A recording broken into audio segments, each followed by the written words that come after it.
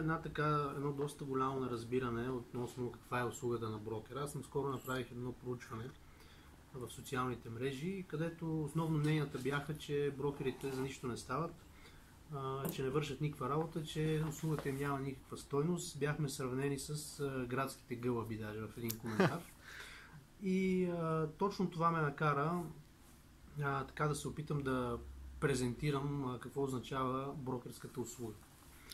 Първо, когато не сте доволни от брокера, трябва да се запитате едно нещо. Вие наехте ли брокер, който да върши работа, за която смятате, че е добре да му се плати? Или вие попаднахте на брокер по обява и оферта и оттам купихте, примерно, апартамента? Масовия случай какво правят? По обява, попадат? Точно така. Какви капани има? Разкажете ни конкретно. С други думи, ти по обява да попаднеш директно в устата на лъва. Когато се обадиш на брокер, който представлява определен имот, ти всъщност се обаждаш на брокер, който вече е нает от продавача. И той вече има клиент.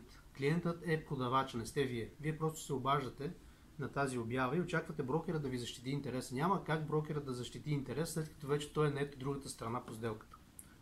Това вече, че той ви иска комисионна, е съвсем друг въпрос. Вие можете Тоест, това е един от моментите, който масовия потребител не прави разлика. Не прави разлика, да.